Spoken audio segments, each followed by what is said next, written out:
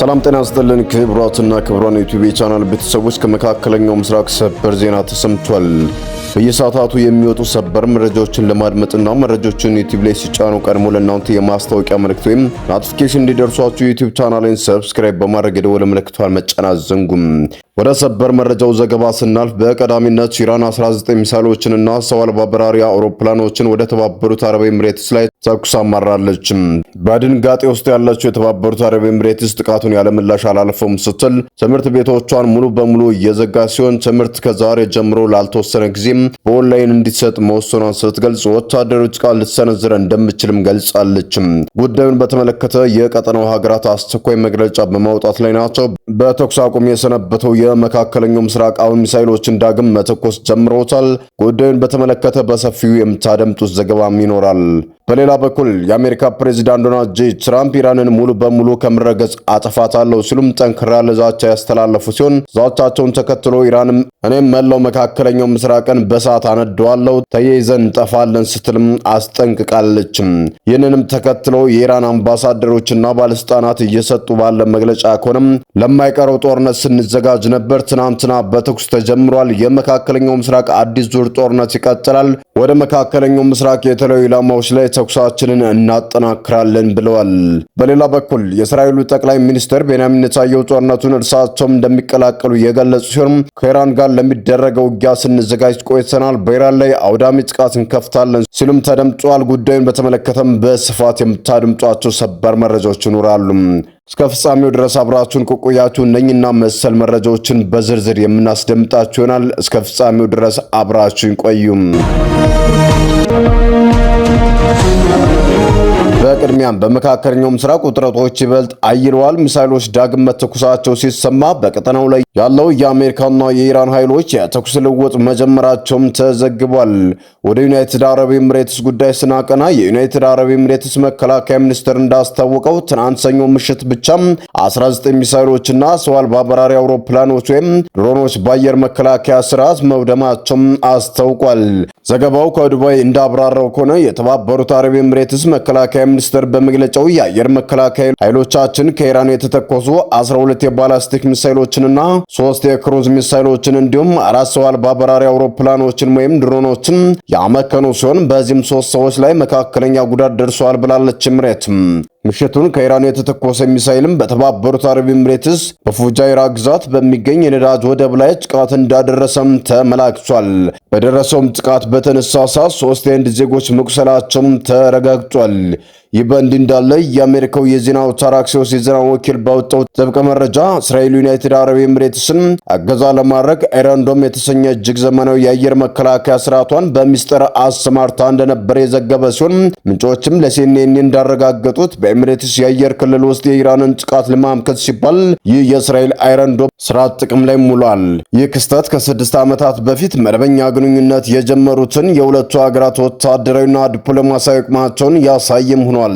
ዩናይትድ አረብ ኤሚሬትም ወደ እስራኤል የተሳበችበትና ይበልጥ የተቀራረቡት ጥቃት ተብሎ መላው የተባበሩት አረብ ኤሚሬትን ያስደነገጠውን ይህንን ጥቃት ተከትሎ የቀድሞው የኔቶ አምባሳደር የሆኑት ኢሁድ አልደር ለሲኤንኤን ሲናገሩ እንዳሉት በዩናይትድ አረብ ኤሚሬትስ ላይ ሚሳይሎችን መተኮስ መጀመራቸው አሜሪካ ዝም ብላ ልታልፈው የምትችለው ጉዳይ አይደለም ብለዋል። የዩናይትድ አረብ ኤሚሬት የትምህርት ሚኒስቴር ከዛሬ ማክሰኞ ጀምሮ እስከ መጪው አርብ ድረስ ሙሉ ሳምንት ትምህርት ቤቶችና የህፃናት ማቆያ ማዕከላት ለተማሪዎችና በትምህርት ዘርፉ ለሚሰሩ ሰራተኞች ደህንነት ሲባል ሙሉ በሙሉ ዝግ ሆነው ትምህርት በርቀት ወይም በኦንላይን እንዲሰጥ መወሰኑንም አስታውቋል። የትምህርት ሚኒስቴር አስፈላጊ ከሆነ ጊዜውን ለማራዘም እንደሚችልም ገልጿል። የኳታር መንግስት ባወጣው አስቸኳይ መግለጫ እንዳለው ለጎረቤታችን ዩናይትድ አረብ ኤሚሬት ላይ የተፈጸመው ጥቃት በእጅጉ የሚያሳዝን ነው ብሏል። ሙሉ አጋርነታችንን እንሰጣለንም ብላለችም። የተባበሩት አረብ ኤሚሬትስ ሉዓላዊነቷና የግዛት አንድነቷን ለመጠበቅ በኢራን ላይ ለምትወስደው ማናቸውም እርምጃ ከተባበሩት አረብ ኤሚሬትስ ጎን እንቆማለንም ብለዋል። ኳታር ራሷንም በመጋቢት ወር ከኢራን የፈንጅ ጣይ አውሮፕላኖች ጋር የመጀመሪያውን የአየር ለአየር ውጊያም አድርጋለች። የሳውዲ አረቢያ የውጭ ጉዳይ ሚኒስቴር ኢራን በዩናይትድ አረብ ኤሚሬትስ ሲቪልና የኢኮኖሚ ተቋማት ላይ ያነጣጠረውን ጥቃት በከፍተኛ ቋንቋም ኮንነውታል። የባሕረ ሰላጤው የትብብር ምክር ቤት ጂሲሲ ዋና ጸሐፊ ጃሲም መሐመድ አልቡዳዊ ዩናይትድ አረብ ኤሚሬትን ኢላማ ማድረግ ተቀባይነት የሌለውና በሁሉም መመዘኛዎች የተወገዘ ነው በማለት ዓለም አቀፍ ማህበረሰብ እርምጃ እንዲወስድም ጥሪም አቅርበዋል። በተመሳሳይ የግብጽ መንግስትም አሳፋሪ ጥቃት ነው ሲልም አውግዞታል። የኩዌት የውጭ ጉዳይ ሚኒስትር ሼህ ጃራህ ጃበር አልአህመድን አልሳባ ለኤሚሬትስ አቻቸው ደውለው ኃጢአተኛውን የኢራንን መንግስት መቅጣት ይገባናል ማለታቸው የኩዌት የዜና ወኪልም ዘግቧል። የአውሮፓ ህብረት ኮሚሽን ፕሬዝዳንት ኡርሱላ ፎን ደር ላይን በበኩላቸው ጥቃቱን ዓለም አቀፍ ሕግን የጣሰ መሆኑንም ገልጸዋል። የአሜሪካው ፕሬዝዳንት ዶናልድ ጄ ትራምፕ በበኩላቸው ኢራንን ከምድረ ገጽ ሙሉ በሙሉ አጠፋታለሁ በሚል ጠንከር ያለ ማስጠንቀቂያም ቀጥለውበታል። ፕሬዝዳንት ትራምፕ ለፎክስ ኒውስ በሰጡት ቃለ ምልልስ የኢራን ኃይሎች በአሜሪካ የጦር መርከብ ላይ ጥቃት ለመሰንዘር ከሞከሩም ኢራንን ሙሉ በሙሉ ከምድረ ገጽ አጠፋታለሁም ብለዋል። ለኢራን ሰዎች አንድ መልእክት አለኝ። የአሜሪካ የጦር መርከቦች ኢላማ አድርገው አንድ መሳሪያ መተኮስ ቢፈልጉም ተጠራርገው ከምድር እንደሚጠፉ ማወቅ አለባቸው ሲሉ ነው እጅግ የከረረ ማስጠንቀቂያም የሰጡትም። አሜሪካ በሆርሙዝ ባሕረ ሰላጤ የነጻነት ፕሮጀክት ወይም ፍሪደም ፕሮጀክት የተባለ ዘመቻ መጀመሯም ተገልጿል። ይህም የኢራን ጀልባዎች በዘጋጉት መንገድ ላይ ሌሎች ሀገራት እንዳያልፉ የከለከሉት መርከቦች አሜሪካ የጦር መርከቦች አጅበው እንዲያልፉም የሚያዝም ነው።